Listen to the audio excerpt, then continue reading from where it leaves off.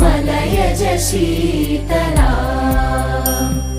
सस्यश्यामला मातरं वन्दे मातरम् शुभ्रज्योत्स्ना पुलकितयामिनी पुल्लकुसुमित द्रुमदलशोभिनी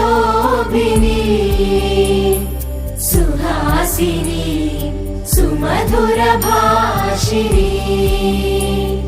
सुखदां वरदां मातरं वन्दे मातरम् वन्दे मातरम्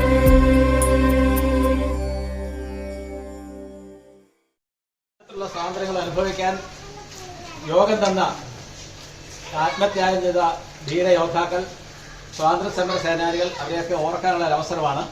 അതുപോലെ തന്നെ രാജ്യത്തിന്റെ അഖണ്ഡത, ഐക്യം, സാഹോദര്യം ഒക്കെ കാത്തു സൂക്ഷിക്കാൻ നമ്മൾ ഓരോരുത്തരും പ്രതിജ്ഞാബദ്ധരാണ്. അതിന്റെ ഭാഗമായിട്ടാണ് നമ്മൾ ഇന്ന് SFS ഇന്ന് ഇവിടെ ദേശീയ പതാക ഉയർത്തിക്കൊണ്ട് നമ്മളിത് ചെറുതായിട്ട് സെലിബ്രേറ്റ് ചെയ്യുന്നത്. ദേശീയ പതാക ഉയർത്താനായിട്ട് നമ്മുടെ മുതിർന്ന അംഗം KC ഇന്നോസെന്റിനെ സ്നേഹപൂർവ്വം ക്ഷണിക്കുകയാണ്. അതിനുശേഷം നമ്മുടെ പ്രസിഡന്റ് സ്വാതന്ത്ര്യദിന സന്ദേശം നൽകുന്നതാണ്.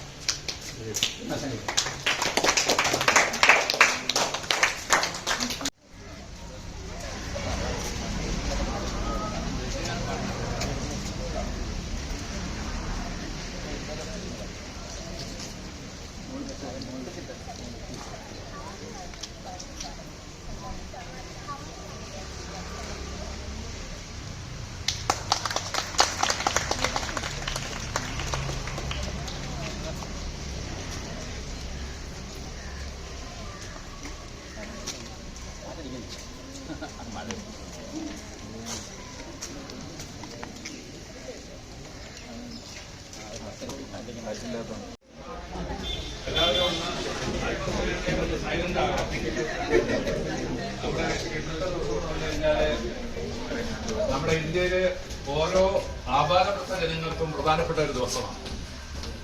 കാരണം 1947 അന്ന് ജീവിച്ചിരുന്ന എല്ലാവരും, ഇന്ത്യയുടെ ഓരോ മുക്കിലും മൂലയിലും ഉള്ള ഓരോരുത്തരും സന്തോഷിച്ച ഒരു ദിവസമാണ്. അതിനുശേഷം അത്രയും സന്തോഷമുള്ള ദിവസം നമുക്ക് കിട്ടിയിട്ടില്ല. കാരണം നമ്മൾ ക്രിക്കറ്റ് ജയിച്ചാൽ എല്ലാവരും സന്തോഷിക്കണമെന്നില്ല, എല്ലാവരും അറിയണമെന്നില്ല. ഒളിമ്പിക്സിലെ ട്രോഫി മെഡൽ കിട്ടിയാൽ എല്ലാവരും സന്തോഷിക്കണമെന്നില്ല, എല്ലാവരും അറിയണമെന്നില്ല. പക്ഷേ സ്വാതന്ത്ര്യം, കുമാരനാശാൻ പാടിയത് ഇങ്ങനെയാണ്: സ്വാതന്ത്ര്യമോ അത് അമൃത് തന്നെ, പാരതന്ത്രയമോ മാനമുള്ളവന് അത് ഹൃദയേക്കാൾ ഭയാനകം. എന്ന് വെച്ചാൽ എന്താണ്? സ്വാതന്ത്ര്യം മരുന്നിനേക്കാൾ, ഒരു മനുഷ്യന്റെ ജീവന് നിലനിർത്തുന്നുള്ള മരുന്നിനേക്കാൾ ഏറ്റവും പ്രധാനമാണെന്നാണ്. പക്ഷേ അസ്വാതന്ത്ര്യമോ ഒരു മനുഷ്യൻ, മാനമുള്ള ഒരു മനുഷ്യന്, അഭിമാനിയായ മനുഷ്യന് മരണത്തേക്കാൾ ഭയാനകമാണെന്നാണ്. ഞാൻ എന്റെ വാക്കുകൾ ഒരു 2-3 മിനിറ്റിലേക്ക് തുടങ്ങുകയാണ്. എല്ലാവരും ക്ഷമയോടുകൂടി നിൽക്കണമെന്ന്. 1498 വാസ്കോഡി ഗാമയാണ് ആദ്യം ഒരു വിദേശി എന്ന നിലയിൽ ഇന്ത്യയിലേക്ക് കടന്നു വരുന്നത്. ഇന്ത്യ കണ്ടുപിടിച്ചെന്നൊക്കെ നമ്മൾ പറയുന്നില്ലേ? കോഴിക്കോട് കാപ്പാട് കടൽത്തീരത്തേക്കാണ് വാസ്കോഡി ഗാമ എത്തിയത്. ബിസിനസിന്റെ ആവശ്യത്തിന് വേണ്ടിയാണ് അദ്ദേഹം ഇവിടെ ഇന്ത്യയിൽ എത്തിയത്. പോർച്ചുഗീസുകാരനായിരുന്നു അദ്ദേഹം. യൂറോപ്പിലൊക്കെ അതിനെക്കുറിച്ച് പ്രസംഗങ്ങളൊക്കെ നടത്തി കഴിഞ്ഞപ്പോൾ ഫ്രഞ്ചുകാരെത്തി, സ്പാനിഷുകാരെത്തി, ബ്രിട്ടൻകാരെത്തി. അതിൽ ശക്തിയേറിയ ആൾക്കാരായിരുന്നു ബ്രിട്ടൻകാർ. കാരണം അവർക്ക് സൂര്യനസ്തമിക്കാത്ത സാമ്രാജ്യമുള്ളവരായിരുന്നു. എന്ന് വെച്ചാൽ ആസ്ട്രേലിയ തൊട്ട് അമേരിക്ക വരെയുള്ള എല്ലാ രാജ്യങ്ങളിലും അവരുടെ ആധിപത്യം ഉണ്ടായിരുന്നു ബ്രിട്ടീഷുകാർ. എന്ന് വെച്ചാൽ സൂര്യനസ്തമിക്കാത്തതാണെന്ന് വെച്ചാൽ അവരുടെ രാജ്യത്ത് 24 hours ഒരിക്കൽ ചില സ്ഥലങ്ങളിൽ സൂര്യൻ അസ്തമിക്കത്തില്ല. കാരണം ആസ്ട്രേലിയയിൽ വെച്ചെങ്കിൽ അമേരിക്ക അസ്തമിച്ചിട്ടുണ്ട്, ഇന്ത്യയിൽ വെച്ചിട്ടുണ്ടെങ്കിൽ മറ്റുള്ള. അപ്പോൾ അവരുടെ നാട്ടുരാജ്യങ്ങളിലെ സൂര്യൻ ഉണ്ടായിരിക്കും 24 മണിക്കൂർ. അതാണ് സൂര്യനസ്തമിക്കാത്ത നാടെന്ന് പറയുന്നത്. നിങ്ങൾക്ക് വേണ്ടിയാണ് പറഞ്ഞു കൊടുക്കുന്നത്. അപ്പൊ അങ്ങനെ അവര് ബിസിനസിന് വേണ്ടി വന്നു. ശക്തിയേറിയ ആൾക്കാരായിരുന്നു ബ്രിട്ടീഷുകാര്. അവർക്ക് ബ്രിട്ടീഷുകാർക്ക് വന്നു കഴിഞ്ഞാൽ മനസ്സിലായി ഇന്ത്യ എന്ന വലിയ, ഭാരതം എന്ന വലിയ രാജ്യത്ത് നാട്ടുരാജ്യങ്ങൾ അനേകം ഉണ്ടായിരുന്നു. ആ അനേകം നാട്ടുരാജ്യങ്ങൾ ഐക്യതയില്ലാത്തവരായിരുന്നു. അവർക്ക് വളരെ വ്യക്തമായിട്ട് മനസ്സിലായി. ദുഃഖമുള്ളവരായിരുന്നു, ഐക്യതയില്ലാത്തവർ. ഇവരെ നമുക്ക് ഒതുക്കാൻ വളരെ ഈസിയാണ് മനസ്സിലാക്കി. അങ്ങനെ 1747 ബംഗാളിലെ നവാബ് എന്ന് പറഞ്ഞ ഒരു നാട്ടുരാജാവിനെ ആദ്യമായിട്ട് അവർ തോൽപ്പിച്ചു യുദ്ധത്തിൽ. അതവരുടെ ആദ്യത്തെ യുദ്ധമായിരുന്നു. അങ്ങനെ അവർ ഓരോന്നോരോന്നായിട്ട് ബംഗാൾ തൊട്ട് പഞ്ചാബ് തൊട്ട് നമ്മുടെ കേരളത്തിൽ വരെ നമ്മുടെ എല്ലാ തിരുവിതാംകൂർ ഉൾപ്പെടെ എല്ലാം അവരുടെ കൈപ്പിടിയിലാക്കിയിരിക്കും. ഒന്നിക്കലും അവരുടെ കപ്പം കിട്ടുമോ അല്ലെങ്കിൽ അവരുടെ അധീനത്തിലാവുമോ എന്തെങ്കിലുമൊക്കെ ചെയ്തു. അങ്ങനെ അവര് ഇവിടുത്തെ സമ്പൽ സമൃദ്ധകളും എല്ലാമായ സ്പൈസസും പിന്നെ ഡയമണ്ട്സും എല്ലാം എടുത്ത് കൊള്ളയടിച്ചുകൊണ്ട് അവരുടെ ബ്രിട്ടനിലേക്ക് പോയിക്കൊണ്ട് അല്ലെങ്കിൽ ഫ്രഞ്ച് സ്പാനിഷ് രാജ്യങ്ങളിലേക്ക് പോയിക്കൊണ്ടിരിക്കുകയായിരുന്നു. അങ്ങനെ ഇന്ത്യയിലെ കുറച്ച് ബുദ്ധിമാന്മാരായ ആൾക്കാർക്ക് ഇത് അസ്വാതന്ത്ര്യമെന്ന് തോന്നിക്കഴിഞ്ഞപ്പോൾ 1857 ഒരു ജഗ ആരംഭിച്ചു. ഞങ്ങൾക്ക് സ്വാതന്ത്ര്യം വേണം പറഞ്ഞു. ആദ്യമായിട്ട് സ്വാതന്ത്ര്യ സമരം ആരംഭിക്കുന്നത് 1857 അങ്ങനെ ആ സ്വാതന്ത്ര്യ സമരം ഏകദേശം നല്ല ഒരു സ്വാതന്ത്ര്യ സമരം, ഒന്നാം സ്വാതന്ത്ര്യ സമരമായിട്ട് അത് അറിയപ്പെടുകയും ചെയ്തു. നല്ലൊരു സ്വാതന്ത്ര്യ സമരമായിരുന്നു. പക്ഷെ ബ്രിട്ടീഷുകാരും ചെയ്തു അതിനെ കളിയാക്കി സിപ്പായിലെ എന്നാണ് പറഞ്ഞു. കാരണം അക്കപ്പിച്ച ആൾക്കാര് ഞങ്ങൾക്കെതിരെ പോരാടാൻ പറഞ്ഞാൽ ഞങ്ങൾ ബ്രിട്ടനാണ്, ഞങ്ങൾ ഒക്കത്തില്ല. പക്ഷെ അത് ഒരു നല്ല തുടക്കമായിരുന്നു. നല്ലൊരു തുടക്കമായി കഴിഞ്ഞപ്പോഴേ അതിൽ നിന്നും ആ സ്വാതന്ത്ര്യ സമരത്തിൽ നിന്നും നമുക്ക് ഒരു ചെറിയ വിജയം കിട്ടി. ഈസ്റ്റ് ഇന്ത്യ കമ്പനി എന്നൊരു കമ്പനിയായിരുന്നു ഇന്ത്യ ഭരിച്ചുകൊണ്ടിരുന്നത്. ഇന്ത്യയിലെ എല്ലാ നാട്ടുരാജ്യങ്ങളും ഭരിച്ചുകൊണ്ടിരുന്നത്. അവർ വിളിച്ചിട്ട് പോകേണ്ടതായിട്ട് വന്നു. ബ്രിട്ടൻ എന്നുവെച്ചാൽ ബ്രിട്ടന്റെ കിരീടം ഇന്ത്യയുടെ ഭരണത്തിലേക്ക് കടന്നു വരികയാണ്. അതൊരു നല്ല തുടക്കമാണെങ്കിലും സ്വാതന്ത്ര്യം കിട്ടിയില്ലെങ്കിൽ നല്ല തുടക്കമായിരുന്നു.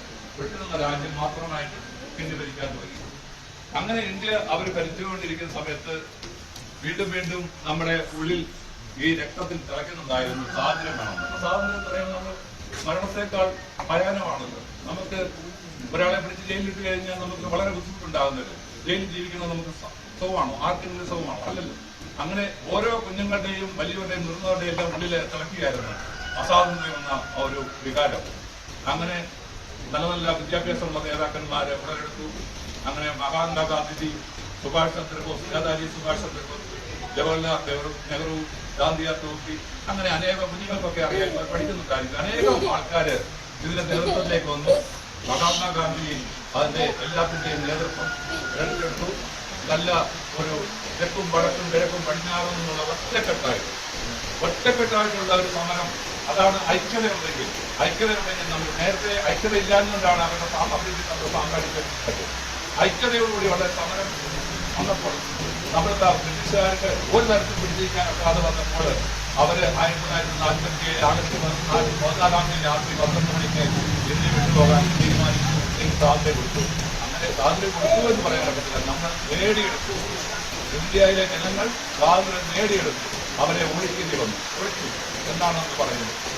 അത് ആണ് 1947 ആഗസ്റ്റ് 14 പറയുമ്പോൾ നമ്മൾ സ്വാതന്ത്ര്യം നേടിയത് സന്തോഷം. ആ കാലഘട്ടത്തെ ജനങ്ങൾ സന്തോഷിച്ച ഒരു ദിവസമാണ്. അന്നാണ് അതിൻ്റെയാണ് നമ്മൾ ഈ മഴയത്തും നമ്മൾ ഈ കുടി ഉയർത്തി ഇത്രയും ജനങ്ങൾ വലിയൊരു കൂട്ടമാണ് നമ്മളിവിടെ വന്നിരിക്കുന്നത്. നമ്മുടെ ഉള്ളിൽ തിളക്കിയാണ് ആ സന്തോഷം. അതിന് പകരം ഒരു സന്തോഷം ഇന്ത്യയിലെ ജനങ്ങൾക്ക് ഉണ്ടായിട്ടില്ല. പക്ഷേ 1947 ആഗസ്റ്റ് 15 നമുക്ക് സ്വാതന്ത്ര്യം കിട്ടുമ്പോൾ വെറും കൈയാണ് നോക്കി. ഇന്ന് വയനാട്ടിൽ വീട് പൊട്ടിയപ്പോൾ അവിടുത്തെ ഒരു വീട് നഷ്ടപ്പെട്ട ഒരു മനുഷ്യൻ എങ്ങനെ സ്വർഗത്തിലേക്ക് നോക്കുന്ന പോലെ നമ്മൾ നോക്കിയിരിക്കുകയാണ്. നമ്മുടെ കയ്യിൽ ആയുധങ്ങളില്ല, വിദ്യാഭ്യാസത്തിലുള്ള സാമ്പത്തികമില്ല, സ്കൂളുകളില്ല, പ്രതിരോധമില്ല, ശാസ്ത്രജ്ഞരില്ല, അങ്ങനെ ഒന്നുമില്ലാതിരുന്ന സ്ഥലത്തുനിന്ന് ഇന്ന് 28ാമത്തെ സ്വാതന്ത്ര്യം ആഘോഷിക്കുമ്പോൾ നമ്മൾ ശാസ്ത്രരംഗത്ത് ഉപയോഗിച്ച് മംഗൾയാൻ, ചന്ദ്രയാൻ, ആദിത്യ ഏൽവാണ്ടും വരെ നമ്മൾ എത്തിപ്പിടിച്ചു. ലോകത്തിന്റെ 4ാമത്തെ ശക്തിയായിട്ട് 78ാമത്തെ നിൽക്കുകയാണ്. ലോകത്തിന് 4ാമത്തെ, ലോകത്തിന്റെ 6ാമത്തെ സാമ്പത്തിക ശക്തിയായിട്ട് നമ്മൾ ഉയർന്നിരിക്കുകയാണ്. ചെറിയൊരു ഉയർച്ചയാണ് നമ്മൾ നേടിയിരിക്കുന്നത്. പക്ഷേ ഇത്രയും ഉയർന്നു നിൽക്കുമ്പോഴും വിദ്യാഭ്യാസ രംഗത്ത് ഏറ്റവും നല്ല ഉന്നതിയാണ് നമ്മൾ നേടിയിരിക്കുന്നത്. ആരോഗ്യ രംഗത്ത് ഏറ്റവും നല്ല മെഡിസിനുകളെല്ലാം നമ്മുടെ ലോകത്ത് എവിടെല്ലാം മെഡിസിൻ ഉണ്ടാകുന്നു അതുപോലെ നമ്മൾ മെഡിസിൻ ഉണ്ടാക്കുന്നുണ്ട്. അങ്ങനെ എല്ലാ കാര്യങ്ങളും നമ്മൾ മുന്നിൽ നിൽക്കുമ്പോൾ നമുക്ക് ഒരു തള്ളിവിടിയുണ്ട്. ഇന്ന് ചില രാഷ്ട്രീയ നേതാക്കന്മാര് അവരുടെ ഭരണം നിലനിർത്താൻ വേണ്ടി മതത്തെ അവര് മുൻനിർത്തുന്നുണ്ട്. അതൊരു തള്ളിവിടിയാണ്. നമ്മൾ മതവും ജാതിയും വർണ്ണവും എല്ലാം നമ്മൾ ഉപേക്ഷിച്ചാണ് സ്വാതന്ത്ര്യം നേടിയത്.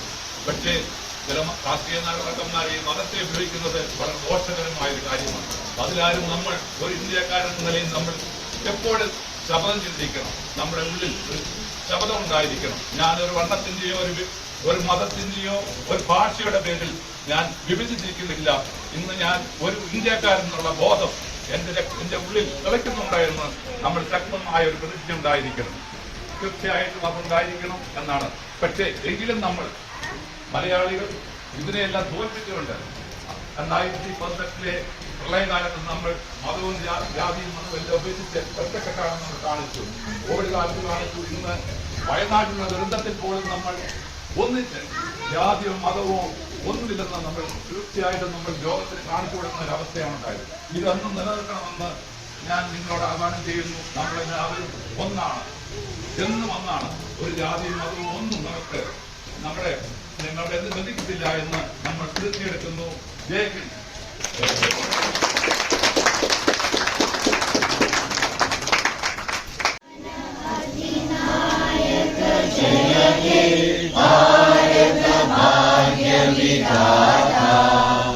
पंजाब सिंध गुजरात मराठा द्राविड उत्कल गंगा विंध्य हिमाचल यमुना गंगा उच्चल जलधि तरंगा तव शुभ नामे जागे तव शुभ आशीष मागे गाने तव जय गाथा जन गण मंगलदायक जय हे भारत भाग्य विधाता जय हे जय हे जय हे जय जय जय जय हे